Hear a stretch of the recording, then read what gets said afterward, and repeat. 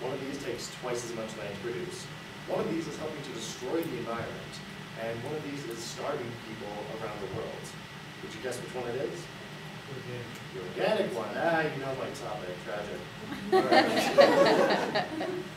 Well, people assume that because something's organic, they're going to assume that it's natural. Because something's natural, they assume that it's environmentally friendly. And this is just plain wrong. And these assumptions need to be addressed, or America is going to basically self-righteously destroy the earth. Organic is destroying the environment. The pesticides are just as dangerous, and the ineffective farming methods that they propound are just a terrible idea.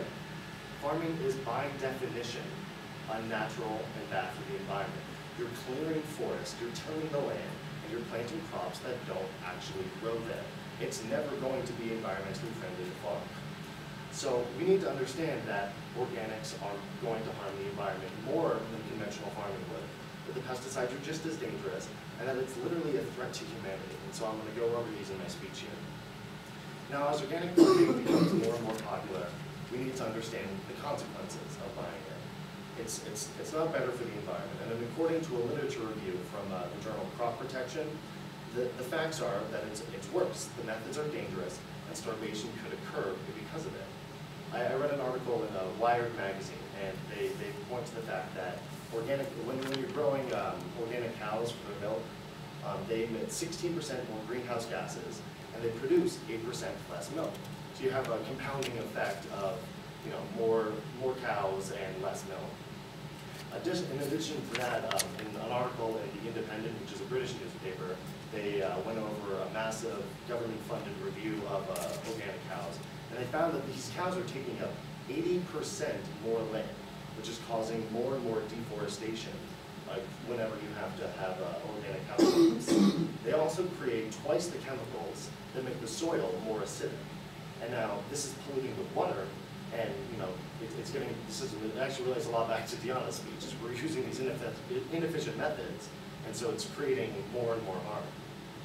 So I also, just to look at the pesticides as well, because you have the environmental aspect, but then on an individual level, you have to look at what the pesticides are doing. And according to the Journal of the National Cancer Institute, they found that exposure to organic pesticides in fetuses, so when the mother is exposed to them, or via breastfeeding, can lead to an increase in testicular germ cell tumors, which is something that I'm sure everyone, especially the guys in the room, are going to want to avoid in the future here. Pesticides kill. Pesticides are designed to kill. And just because something's natural does not make it safer. You can look at the example of mercury, hemlock, uranium, about 1,000 species of mushrooms, spiders, scorpions, other insects, not to mention just the waterborne pathogens in just about every water system that there is. Now, to compare the difference between organic farming and conventional farming, I want to talk about a man named Norman Borlaug, who none of you have ever heard of. But Norman Borlaug has been trying to promote high-yield,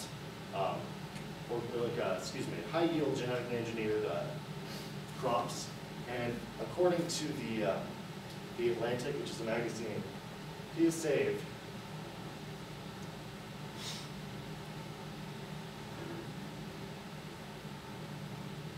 a billion lives. A billion lives from hybrid, high-yield plants. Just to put that in perspective, that is 15% of the world's population. And this article was written 10 years ago. That's more than 1 in 10 people alive today that are alive because of these hybrid, high-yield plants. Now, I'm not making the claim here that organic farming is going to lead to instant death of millions and millions of people.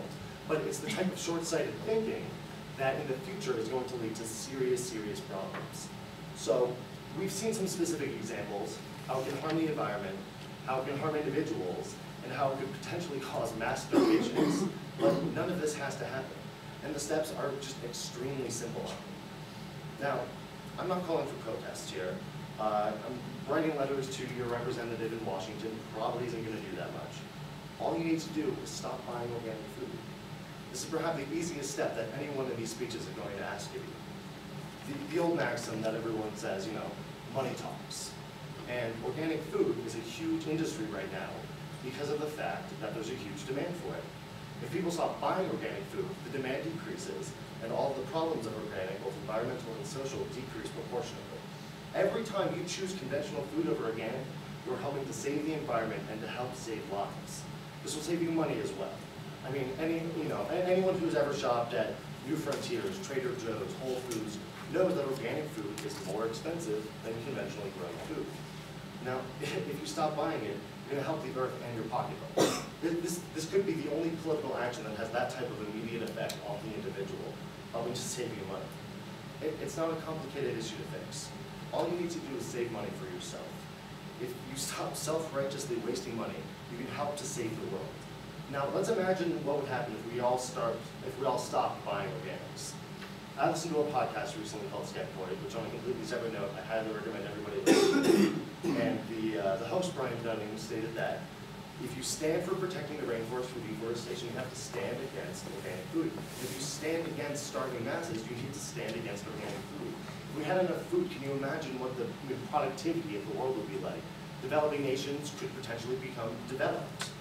We could have less greenhouse gases and more trees from less deforestation to help clean the air out. Now, if organic food beats out rational thinking, we could have children, mothers, fathers waking up every day starving to death. We'll have more greenhouse gases in the air and less trees to clean the to naturally clean the environment out. And so with no food, no forests, and no clean air, how can there be any hope left for the future? But it's so easily avoided. Just save yourself money and support conventional farming. It's one of the few instances where the path of least resistance is actually going to lead to positive change. So to summarize here, organic food is not a healthful, environmental, or ethical alternative. It's the potential cause for global issues, including deforestation and increasing greenhouse gases and other poisons, mass starvations in the third world. Farming will never be environmentally friendly, and therefore we need to use the most efficient practices possible, not the wasteful practices of organic farming. The solution is simple: stop buying organic. Me and my family stopped buying organic years ago, and not only are we doing our little bit to help the environment, we're saving fistfuls of cash. The choice is yours. It always is. You can stop buying organic and save money and do your little part, or you can waste money and blindly contribute to the environmental and social issues. So please, for me, for the planet, for the people who wake up every day hungry, stop buying organic food. And just while I have the time, I heard a quote this morning on the BBC Global News: "The hunger in my stomach creates hatred in my heart." That was a man in South Africa who was starving to death. Thank you.